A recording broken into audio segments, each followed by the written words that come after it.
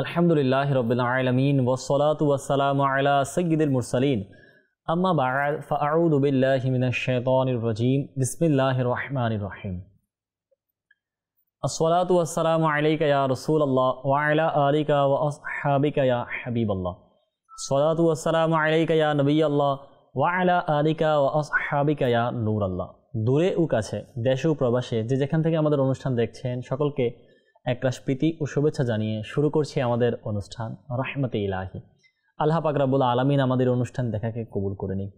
ভালো ভালো কিছু নিয়ত করতেই পারি। নবী পাক সাহিবে লাউলাক সাল্লাল্লাহু আলাইহি ওয়াসাল্লাম ইরশাদ করেন, ইন্নামাল আমালু বিন্নিয়াত, নিশ্চয় বান্দার প্রত্যেকটি কাজ প্রতিটি আমল তার নিয়তের উপর নির্ভরশীল। ভালো কাজের পূর্বে নিয়ত যত বেশি হবে সওয়াবের পরিমাণও তত বেশি পাওয়া যাবে। আসল নিয়ত করি আল্লাহ তাআলার সন্তুষ্টি অর্জন, সওয়াব হাসিলের জন্য ইলমে দ্বীন শিখার নিয়ত ইনশাআল্লাহ। শুরু থেকে শেষ পর্যন্ত অনুষ্ঠানটি দেখব, যা কিছু শুনবো আমল করব, অপর ভাইয়ের নিকটও নেকির দাওয়াত স্বরূপ পৌঁছে দেব। রহমতে ইলাহি অনুষ্ঠানে আমরা আল্লাহ পাকের রহমত নিয়ে আলোচনা করে থাকি। আল্লাহ পাকের রহমত সম্পর্কে যে আয়াতগুলো আল্লাহ পাক কোরআনে পাকে নাজিল করেছেন সে সম্পর্কে আমরা শুনেছি, রহমতপ্রাপ্ত ব্যক্তিবর্গের আলোচনা শুনেছি এবং আল্লাহ পাকের নানান রহমতের দিক সম্পর্কে আমাদের এই অনুষ্ঠানকে সাজানো হয়েছে। আল্লাহ পাকের রহমত যতই গুনাহগার হোক, যতই পাপিষ্ট হোক, আল্লাহ পাকের রহমত সবার জন্য। আল্লাহ পাক বান্দাকে কখনো রহমত থেকে নিরাশ করেন না, রহমত থেকে আলাদা করেন না। বান্দা কখনো রহমত থেকে আলাদা হয় না, রহমতের মধ্যেই থাকে, রহমতের ছায়া তলেই থাকে। ইনশাআল্লাহ তাআলা আমরা সে বিষয় সম্পর্কে শুনবো। আসুন এর পূর্বে দুরূদে পাকের ফজিলত শ্রবণ করি। হযরতে সাইয়্যিদুনা আবু দারদা রাদিয়াল্লাহু তাআলা আনহু থেকে বর্ণিত, মদিনার তাজেদার, রসুলদের সরদার হুজুর আনওয়ার সাল্লাল্লাহু আলাইহি ওয়াসাল্লাম ইরশাদ করেছেন, জুমার দিন আমার উপর অধিক হারে দুরূদ শরীফ পাঠ করো, কেননা এটি সাক্ষ্য গ্রহণের দিন। এতে ফেরেশতারা হাজির হয়ে থাকে, আর তোমাদের মধ্যে যে আমার উপর দুরূদে পাক পাঠ করে তবে তার অবসর হওয়ার পূর্বে তার দুরূদ আমার নিকট পৌঁছে দেওয়া হয়। আমি আরজ করলাম, আর আপনার ইন্তেকালের পরে ইরশাদ করেন, আল্লাহ তাআলা জমিনের উপর আম্বিয়ে কেরাম আলাইহিস সালাতু ওয়াস সালাম এর মুবারকময় শরীরগুলোকে খাওয়া হারাম করে দিয়েছেন। সুবহানাল্লাহ। আল্লাহ পাক আমাদেরকে জুমার দিন সহ প্রতিটি মুহূর্ত, প্রতিটি দিন, প্রতিটি সময়ে দুরূদে পাক পাঠ করার তৌফিক দান করুক। দুঃখ होने जो तुमको गिरा हो तो दुरूद पढ़ो, जो हाजिरी की तमन्ना है तो दुरूद पढ़ो। দুনিয়ার দুঃখ, দুনিয়ার পেরেশানি, দুনিয়ার মুশকিলাত, দুনিয়ার যত সমস্যায় রয়েছে এর থেকে বাঁচার জন্য দুরূদে পাক পড়া উচিত। যদি মদিনার হাজিরি চাই দুরূদে পাক পড়া উচিত। আর প্রতিটি সময় হচ্ছে মূল্যবান। প্রত্যেকটি বিন্দু পরিমাণ যে সময় রয়েছে, এক সেকেন্ড থেকেও কম এই যে সময় রয়েছে এটারও হিসাব হবে। তো কেননা আমরা আমাদের মূল্যবান সময় থেকে হীরার চেয়ে দামি সময়গুলোকে নেকির মধ্যে অতিবাহিত করব, দুরূদে পাক পাঠ করার মধ্যে অতিবাহিত করি। আল্লাহ পাক আমাদেরকেও তৌফিক দান করুক। কিবলা শাইখে কামিল আমির আহলে সুন্নাত দামাত বারাকাতুহুল আলিয়া ৭২ নেক আমল পুস্তিকার মধ্যে একটি আমল দিয়েছেন, সেটি হচ্ছে ৩১৩ বার দুরূদে পাক পাঠ করা। কেননা ৩১৩ বার দুরূদ শরীফ যারা পাঠ করবে তাদের নাম অধিক হারে যারা দুরূদ শরীফ পাঠ করে তাদের মধ্যে অন্তর্ভুক্ত করে দেওয়া হয়। আল্লাহ পাক আমাদেরকেও আমল করার তৌফিক দান করুক। সাল্লু আলাল হাবিব সাল্লাল্লাহু তাআলা আলা মুহাম্মদ সাল্লাল্লাহু তাআলা আলাইহি ওয়া আলিহি ওয়াসাল্লাম। আল্লাহ পাকের রহমত নেককারদের জন্য হয়ে থাকে, গুনাহগারদের জন্য হয়ে থাকে। অনেক সময় বান্দা চিন্তা করে যে গুনাহগার হয়ে গেলাম, গুনাহ করে নিয়েছি, আমি তো অনেক বড় পাপিষ্ট, আমাকে আল্লাহ মাফ করবে কিনা, আমার উপর দয়া হবে কিনা, আল্লাহ পাকের রহমত আমার জন্য আছে কিনা।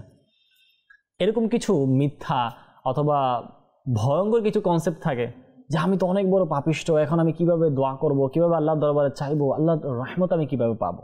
আজকের অনুষ্ঠান আমরা সেই সম্পর্কেই শুনবো। আজকের অনুষ্ঠান হচ্ছে তওবা নিয়ে। জি হ্যাঁ, আল্লাহর দিকে ফিরে আসা। আজকের অনুষ্ঠানের বিষয় আল্লাহ পাকের রহমত তওবাকারীদের উপর কেমন। দাওয়াত ইসলাম প্রকাশনা প্রতিষ্ঠান মাকতাবাতুল মদিনা কর্তৃক প্রকাশিত তাফসিরুল সিরাতুল জিনানের ৪র্থ খণ্ডে ৩৭৮ পৃষ্ঠায় বর্ণিত রয়েছে, হযরতে সাইয়্যিদুনা ইউনুস আলা নবিয়িনা ওয়া আলাইহিস সালাতু ওয়াস সালামের সম্প্রদায়ের লোক মুসিলের নিনওয়া এলাকায় অবস্থান করত এবং কুফর ও শিরকে সম্পৃক্ত ছিল। আল্লাহ তাআলা হযরতে সাইয়্যিদুনা ইউনুস আলাইহিস সালাতু ওয়াস সালামকে তাদের কাছে পাঠালেন। তিনি তাদেরকে ঈমান গ্রহণ করতে হুকুম দেন। ওইসব লোকেরা অস্বীকার করলো, আর হযরত ইউনুস আলাইহিস সালাতু ওয়াস সালামের কথাও তারা শুনেনি। ওই লোকেরা একে অপরকে বলতে লাগলো, হযরতে সাইয়্যিদুনা ইউনুস আলাইহিস সালাতু ওয়াস সালাম কখনো কোনো ভুল কথা বলেননি। দেখিও, তারা বলতে লাগলো যে দেখো, যদি তিনি রাতে এইখানে থাকেন, আমাদের এই জায়গায় থাকেন, তাহলে আল্লাহ পাকের আযাব আসবে না। আর যদি তিনি এখান থেকে চলে যান, রাত এখানে অতিবাহিত না করেন, তবে বুঝে নেওয়া উচিত যে আযাব আসবে। যখন রাত হলো, হযরত ইউনূস আলাইহিস সালাম সেখান থেকে তাশরিফ নিয়ে অন্য জায়গায় চলে গেলেন। আল্লাহু আকবার। আর সকালেই ওই সম্প্রদায়ের লোকেরা দেখলো আযাবের চিহ্ন প্রকাশিত হয়েছে। আকাশে কালো রঙের ভয়ানক মেঘ নেমে আসলো, অনেক ধোঁয়া জমা হয়ে গেল, আর সারা শহরে তা ছড়িয়ে পড়ল। এটা দেখে তারা নিশ্চিত হয়ে গেল যে আল্লাহ পাকের পক্ষ থেকে আযাব আসতেছে। আল্লাহু আকবার। হযরত সাইয়েদনা ইউনূস আলাইহিস সালামকে তারা খোঁজ করলো, কিন্তু তারা কোথাও তাকে পেলেন না। এরপর এখন তাদের আরও অধিক আশঙ্কা হলো, তখন তারা তাদের মহিলা, বাচ্চা, পশুগুলোর সাথে নিয়ে জঙ্গলের দিকে রওনা হয়ে গেল। মোটা কাপড় পরিধান করে তওবা ও ইসলাম গ্রহণের আগ্রহ প্রকাশ করলো। অন্তরে অন্তরে চিন্তা করতে লাগলো যে এখন তওবা করতেই হবে, আল্লাহ পাকের দিকে এখন ফিরে আসতে হবে। আল্লাহু আকবার। স্বামী থেকে স্ত্রী, মা থেকে বাচ্চা পৃথক হয়ে গেল এবং সবাই আল্লাহ তাআলার দরবারে কান্না ও আহাজারি শুরু করে দিল, আরজ করতে লাগলো, যে ধর্ম হযরত ইউনূস আলাইহিস সালাম নিয়ে এসেছেন আমরা সেটির উপর ঈমান আনছি। আল্লাহু আকবার।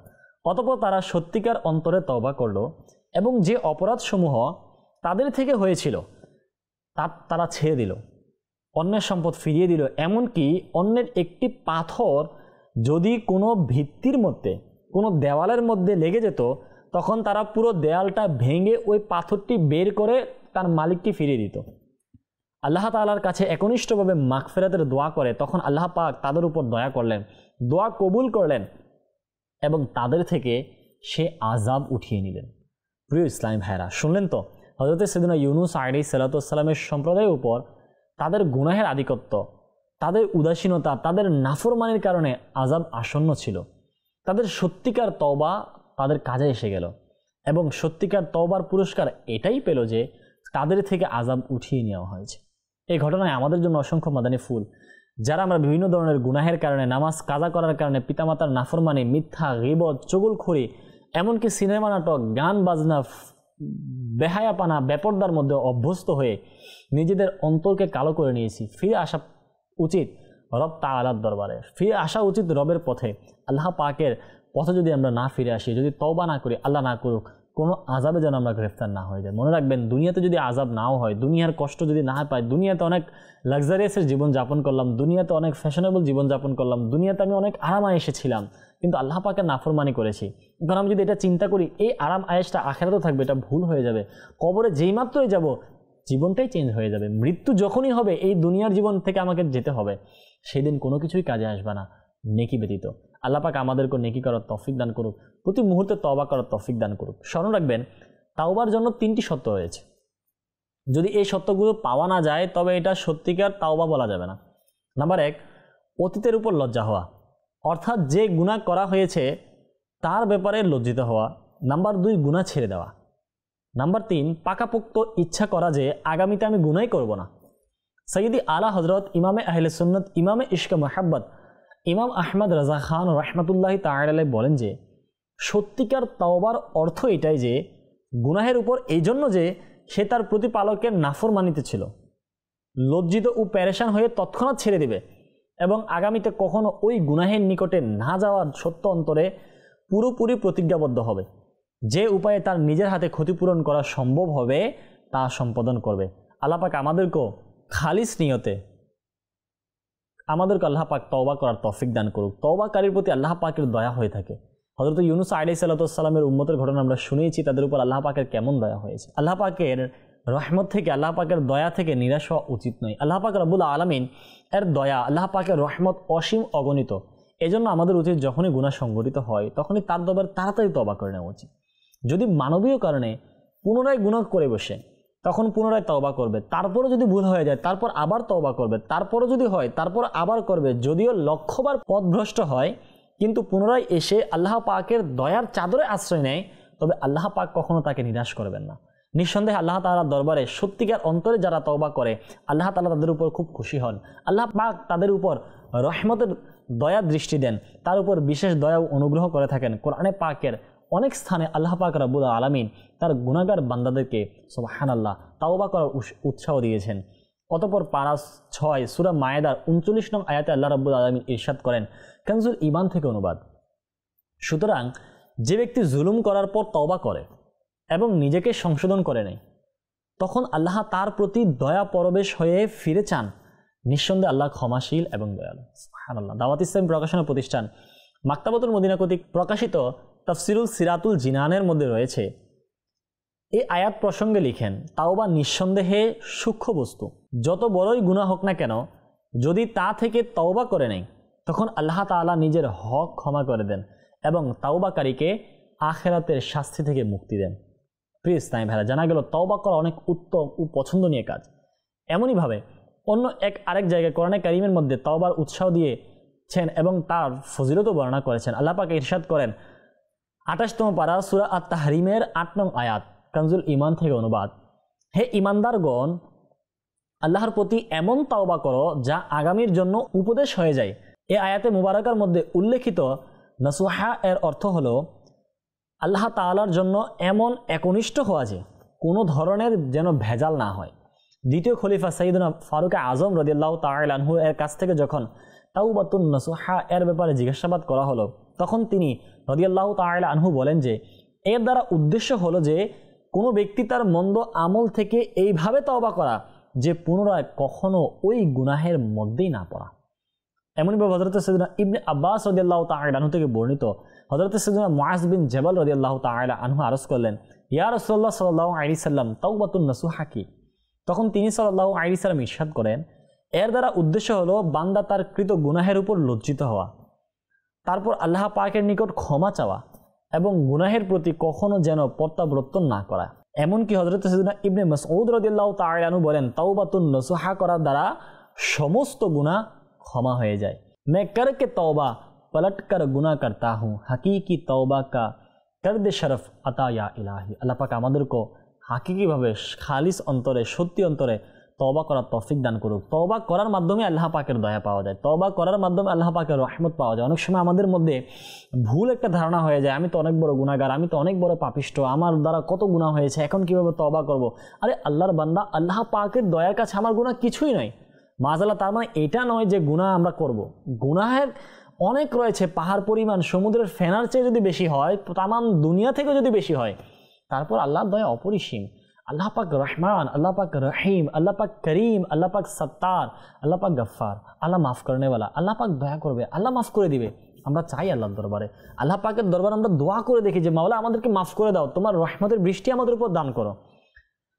আমাদেরকে তওবা করতে হবে, আল্লাহর দিকে ফিরে আসতে হবে, আল্লাহর কাছে চাইতে হবে, আল্লাহর কাছে তওবার মাধ্যমে রহমত চাইতে হবে, কারণ তওবার মাধ্যমে রহমত পাওয়া যায়। আপনি অনেক সময় হয় কোনো বিপদ চলে আসলো, কোনো মুসিবত চলে আসলো, কোনো পেরেশানি চলে আসলো, এখন আমাদের একটা অন্তর এই খেয়াল আসে, না জানি কোন গুনাহের কারণে এই বিপদ আসছে, কোন সমস্যার কারণে, কোন গুনাহ আমার দ্বারা হয়ে গেছে যার কারণে এই সমস্যা। হ্যাঁ, গুনাহ হয়েছে, ভুল হয়েছে, মাফ চাই আল্লাহর দরবারে, ক্ষমা চাই আল্লাহর দরবারে।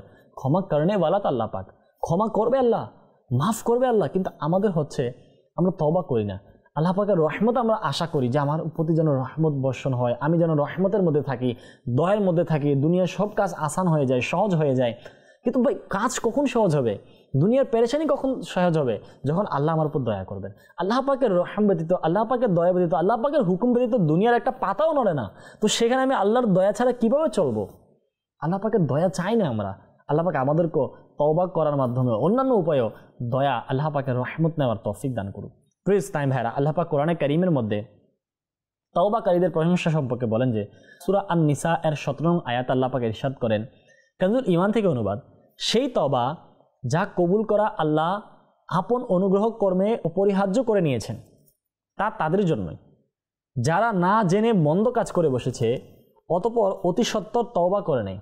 এমন লোকদের প্রতি আল্লাহ আপন দয়া সহকারে, আপন রহমত সহকারে প্রত্যাবর্তন করেন এবং আল্লাহ জ্ঞানময়, প্রজ্ঞাময়। প্রিয় ইসলাম ভাইরা, আল্লাহ পাক বান্দার উপর এত বড় দয়া যে গুনাহের পর তওবা করার দ্বারা ক্ষমা করে দেন এবং মৃত্যু পর্যন্ত তওবাকে কবুল করেন। এখানে বলা হয়েছে যে গুনাহ করার পর স্বল্প সময়ের মধ্যে তওবা করে নেয়, যখনই তওবা করে নিল সে নিকটে গণ্য হবে। হ্যাঁ, যখন মৃত্যুর অবস্থা প্রকাশিত হলো, অদৃশ্যের বিষয়টি প্রকাশ হয়ে গেল, ওই সময় তওবা কবুল হবে না। ইসলামের মধ্যে তওবার নিয়ম তৈরি করা হিকমতের মূল এবং ইলমের উপর প্রতিষ্ঠিত। যে সকল সময়ে তাওবা নয় তা মান্যকারী গুনাহের উপর অধিক সাহসী হয়ে যায়, কেননা নৈরাশ্যতা অপরাধের ব্যাপারে দুঃসাহসী করে দেয় এবং ক্ষমার আশা তাওবার প্রতি উৎসাহিত করে। এটাই বাস্তবতা। আমাদের হয় কি, অনেক সময় কেউ মৃত্যুসজ্জা চলে গেছে, একদম শেষ মুহূর্ত, এখন নিয়ে যায় তওবা করার জন্য। আরে ভাই, সারা জীবন যে ছিল বেচারা, এটা আমাদের জন্য শিক্ষার বিষয়। আমি যে এখন মারা যাব না, এটার কোনো গ্যারান্টি আছে? এটার কোনো গ্যারান্টি নেই।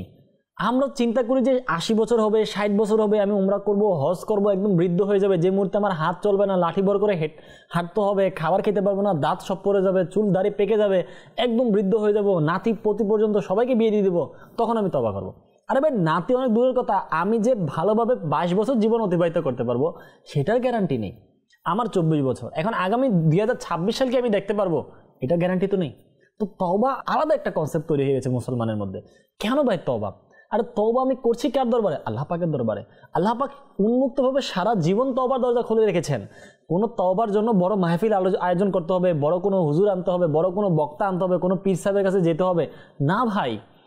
আমি এক জায়গায় যদি আমার ঘরের মধ্যে, অন্ধকার ঘরের মধ্যে বসে আছি, এখন আমি মনে মনে বললাম বা আল্লাহ দরবারে, মাওলা অনেক গুনাহ করেছি, সিনেমা দেখেছি, গান দেখেছি, নাটক, ফিল্ম, ড্রামা, বেহায়াপনার মধ্যে জীবন অতিবাহিত করেছি, নামাজ কাজা করেছি, মাওলা তুমি আমাকে মাফ করে দাও। এটার নাম তওবা? কখনো বলে দেখি আল্লাহ পাকে আমরা? বাস্তবিক অর্থ মাদানী চ্যানেল দর্শকবৃন্দ, রাতের বেলা কখনো সবাই যখন ঘুমিয়ে যায়, আপনি একাকী অবস্থায় রুমের দরজা বন্ধ করে আল্লাহ পাকের দরবারে যে এই যে কান্না করে এটা বলা, মাওলা ভুল হয়েছে, মাফ করে দাও, আল্লাহ অনেক বড় গুনাহগার, মাওলা মাফ করে দাও, দেখবেন এটার যে স্বাদ, আপনি তওবার স্বাদ নিজের অন্তরে বুঝতে পারবেন। এটা বাস্তবতা। আমরা তওবার দিকে ফিরে আসি না। তওবা বান্দাকে নেকির দিকে নিয়ে যায়। মনে রাখবেন, তওবা করা ছাড়া যখন গুনাহগার বান্দা মারা যায়, অবস্থা কি হবে একবার আমরা চিন্তা করি। আল্লাহ না করুক এই গুনাহ নিয়ে যদি আমরা কবরে যাই, আল্লাহু আকবার, কবরের জিন্দেগি, কবরের জীবন কত কঠিন হবে, মৃত্যুর কষ্ট কেমন হবে। আল্লাহ আল্লাহ, আল্লাহ পাক আমাদেরকে সত্যি অন্তরে তওবা করার তৌফিক দান করুক। তওবার পুরস্কার সম্পর্কে রাসূল করিম সাল্লাল্লাহু আলাইহি সাল্লাম ইরশাদ করেন, যখন বান্দা গুনাহ করে অতঃপর আল্লাহ তাআলার দরবারে তওবা করে এবং এর উপর অটল থাকে, তখন আল্লাহ তাআলা তার প্রতিটি নেক আমলকে কবুল করে নেন এবং তার থেকে সংগঠিত সমস্ত গুনাহকে ক্ষমা করে দেন এবং ক্ষমা হয়ে যাওয়া প্রতিটি গুনাহের পরিবর্তে জান্নাতের মধ্যে তার জন্য একটি মর্যাদা বৃদ্ধি করে দেন। আর আল্লাহ তাআলা তার প্রতিটি নেকির পরিবর্তে তাকে জান্নাতের মধ্যে একটি মহল দান করেন এবং হুর সমূহ থেকে একজন হুরের সাথে বিবাহ করিয়ে দেন। এভাবে রাসূল করিম সাল্লাল্লাহু আলাইহি সাল্লাম ইরশাদ করেন, যে এই কথা পছন্দ করে যে তার আমলনামা তাকে খুশি করবে, তবে তার উচিত যে বেশি পরিমাণে ইস্তিগফার করা, তওবা করা। অন্য এক হাদিসে পাকে বর্ণিত রয়েছে, গুনাহ থেকে তওবাকারী এমন যে সে কখনো গুনাহই করেনি। এক হাদিসে পাকের মধ্যে বর্ণিত রয়েছে, যখন ইবলিশ বলল, হে আল্লাহ রাব্বুল আলামিন, তোমার ইজ্জতের শপথ, আমি তোমার বান্দাদের ওই সময় পর্যন্ত পরচিত করতে থাকব যতক্ষণ পর্যন্ত তাদের প্রাণ তাদের শরীরে থাকবে। আল্লাহ, মৃত্যুর আগ পর্যন্ত শয়তান ধোঁকা দিবে। তখন আল্লাহ পাক ইরশাদ করেন, আমার ইজ্জত ও জালালের শপথ, যতক্ষণ পর্যন্ত সে আমার কাছে, আমার বান্দা আমার কাছে ক্ষমা চাইতে থাকবে, আমি ততক্ষণ পর্যন্ত তাকে ক্ষমা করতে থাকবো। এটাই হচ্ছে বাস্তবতা। শয়তান যদি 1000বার, লক্ষবার, কোটিবার, অগণিতবার যদি আমাদেরকে ধোঁকা দেয়, তারপরে তওবা করা উচিত, তারপরে রবের দিকে ফিরে আসা উচিত। আল্লাহ পাকের দরবারে এটাই দোয়া করা উচিত, মাওলা তুমি আমাকে গুনাহ থেকে বিরত রাখো। আল্লাহ, গুনাহ হয়ে গিয়েছে, মাওলা তুমি আমাকে মাফ করে দাও। আল্লাহ পাকের দয়া পড়ে যাও। যারা তওবা করে তাদের প্রতি আল্লাহ পাক কেমন দয়া করে, এই সম্পর্কে একটি চমৎকার ঘটনা কিতাবে বর্ণিত রয়েছে। আল্লাহু আকবার। বর্ণিত রয়েছে হযরতে সাইয়েদনা হাসান বসরি রাহমাতুল্লাহি তাআলা আলাইহি থেকে বর্ণিত, যখন আল্লাহ তাআলা হযরতে সাইয়েদনা আদম আলাইহিস সালাতু ওয়াস সালামের তাওবা কবুল করলেন, তখন ফেরেশতারা তাকে মুবারকবাদ দিলেন এবং সাইয়েদনা জিবরাইল আলাইহিস সালাতু ওয়াস সালাম ও হযরতে সাইয়েদনা মিকাইল আলাইহিস সালাতু ওয়াস সালাম তার খিদমতে উপস্থিত হয়ে আরজ করলেন, হে আদম সফিউল্লাহ আলাইহিস সালাতু ওয়াস সালাম, আল্লাহ তাআলার পক্ষ থেকে তাওবা কবুলের উপর আপনার চক্ষুদয় শীতল হোক। তিনি আলাইহিস সালাম বললেন, হে জিবরাইল, যদি এই তওবার পরও জিজ্ঞাসা করা হয় তবে আমার স্থান কোথায় হবে? আল্লাহ তাআলা তিনি এর উপর ওহী প্রেরণ করলেন, হে আদম, আপনি আপনার সন্তানদের জন্য উত্তরাধিকার সূত্রে ক্লান্তি, দুঃখ এবং তওবা রেখেছেন। যে আমাকে ডাকবে আমি তার ডাক শুনব, যেভাবে আপনার আহ্বান শুনেছি। আর যে আমার কাছ থেকে ক্ষমা চাইবে আমি তাকে দান করব, কেননা আমি অতি নিকটবর্তী ও দোয়া কবুলকারী। হে আদম, আমি তওবাকারীদের কবর থেকে এই অবস্থায় উঠাবো যে সে খুশি হবে এবং হাসতে থাকবে আর তার দোয়া কবুল হবে। সুবহানাল্লাহ। প্রিয় ইসলামী ভাইরা, তাওবাকারী কি পরিমাণ সৌভাগ্য যে আল্লাহ তাআলা এই ধরনের লোকদের খুব ভালোবাসেন। কবরের থেকেও বান্দাকে এই অবস্থায় উঠানো হবে যে বান্দার ওই অবস্থায় সে খুশি হবে, সে হাসতে থাকবে আর তার দোয়া কবুল হবে। এই জন্য আমাদের উচিত হচ্ছে সদা সর্বদা তওবা করে নেওয়া। জীবনের প্রতিদিনের আমাদের কিছু যদি আমরা আমল নির্দিষ্ট করে থাকি, তার মধ্যে একটি হচ্ছে ইস্তিগফার পাঠ করা, আস্তাগফিরুল্লাহ আস্তাগফিরুল্লাহ আস্তাগফিরুল্লাহ। রাতে শোয়ার আগে কমপক্ষে একবার সত্যি অন্তরে তওবা করা যে মাওলা আজকের দিন পর্যন্ত বা আজকের দিনে আমার জবান দিয়ে, চোখ দিয়ে, হাত দিয়ে, পা দিয়ে, নাক দিয়ে, পেট, অন্তর, বিবেক, লজ্জাস্থান, বাস শরীরের প্রতিটি অঙ্গ প্রত্যঙ্গ থেকে মাওলা যা গুনাহ হয়েছে, ভুল হয়েছে, খারাপ কাজ হয়েছে মাওলা, তা থেকে আমি তওবা করলাম মাওলা, তুমি আমাকে মাফ করে দাও মাওলা। আল্লাহ পাক আমাদেরকেও সঠিক অন্তরে তওবা করার তৌফিক দান করুক। আচ্ছা, তওবা তো আমরা করে নিলাম, আল্লাহ পাকের রহমতের আশায়, আল্লাহ পাকের দয়া আশায় তওবা করলাম। এখন তওবা কবুল হয়েছে কিনা কিভাবে জানবো? সুবহানাল্লাহ। এই সম্পর্কে হযরত সাইয়েদনা ইমাম মুহাম্মদ বিন মুহাম্মদ গাজালি রাহমাতুল্লাহ আলাইহি লিখেন যে একজন আলিমের কাছে জিজ্ঞাসা করা হলো, এক ব্যক্তি তওবা করলো, তবে সে কি জানতে পারে যে তার তওবা কবুল হয়েছে কিনা? বললেন, এখানে তো কোনো হুকুম দেওয়া যাবে না, অবশ্য এর নিদর্শন রয়েছে। যদি নিজেকে আগামীতে গুনাহ থেকে বাঁচতে দেখে আর এটা দেখে যে অন্তর নিরানন্দ এবং আল্লাহ তাআলার সম্মুখে নেক লোকদের নিকটবর্তী হয়, মন্দ থেকে দূরে থাকে, ক্ষণস্থায়ী দুনিয়াকে অনেক বড় কিছু মনে করে এবং আখেরাতের অনেক আমলকে সামান্য জানে, সব সময় আল্লাহ তাআলার ফরজের মধ্যে লিপ্ত থাকে, মুখের হিফাজত করে, সব সময় চিন্তা ভাবনা করে যে গুনাহ করে ফেলেছে এবং এর উপর চিন্তা দুঃখ লজ্জিত হয়, তখন বুঝে নাও যে আল্লাহ পাক তোমার তওবাকে কবুল করে নিয়েছে। আল্লাহু আকবার। এটাই হচ্ছে তওবা কবুলের একটা নিশানা, যে আমি গুনাহ থেকে বাঁচতে পারছি কিনা, আমি খারাপ কাজ থেকে বেঁচে আমার অন্তরকে আল্লাহ পাকের দিকে ঝুঁকিয়ে দিয়েছি কিনা, আমি চিন্তা করি আমার অন্তর আল্লাহ পাকের দিকে ঝুঁকে গিয়েছে কিনা, আমার অন্তরের মধ্যে নামাজের স্বাদ, তিলাওয়াতের স্বাদ রয়েছে কিনা, আমি যখন নামাজ পড়ি তখন এটার মধ্যে একাগ্রতা রয়েছে কিনা, আমি যখন কোরআনের তিলাওয়াত করি তখন সেটার স্বাদ আমি পাই কিনা, বারবার তিলাওয়াত করতে মন চাই কিনা, জবানের হিফাজত হয় কিনা, এই দুনিয়ার মধ্যে আমি আখিরাতকে তৈরি করতে পারছি কিনা। যদি তা দেখি তাহলে বুঝতে হবে তওবা হয়তো কবুল হয়েছে আল্লাহ পাকের দয়া।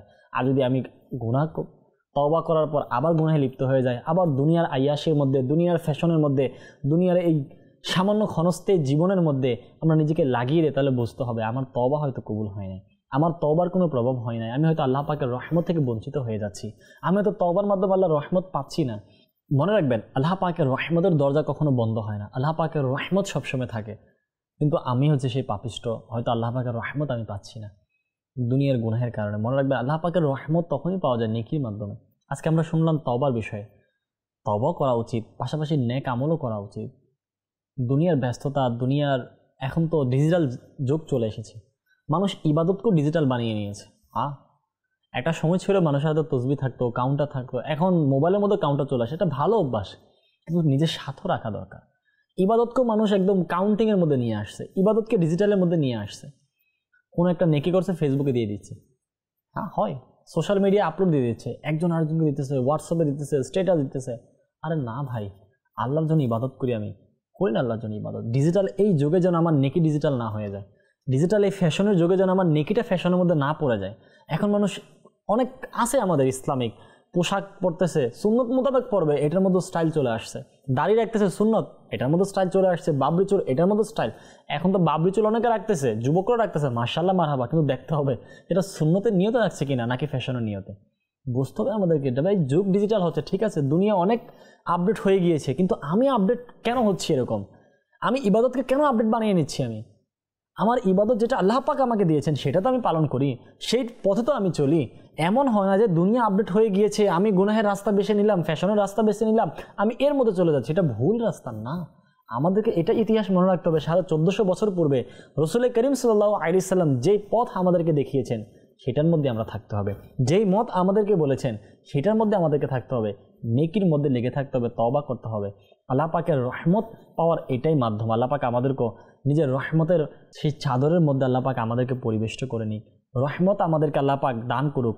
দাওয়াত ইসলামী দিনী পরিবেশ আলহামদুলিল্লাহুল কারীম প্রতিনিয়ত তওবার ব্যাপারে, আল্লাহ পাকের রহমতের ব্যাপারে, নেকির ব্যাপারে, গুনাহের ক্ষতিকর দিকের ব্যাপারে আলোচনা হয়ে থাকে। মাদানী চ্যানেলের মধ্যে অনুষ্ঠান হচ্ছে। দাওয়াত ইসলামের এটাই কাজ, আমাকে নিজের এবং সারা দুনিয়ার মানুষের সংশোধন করতে হবে।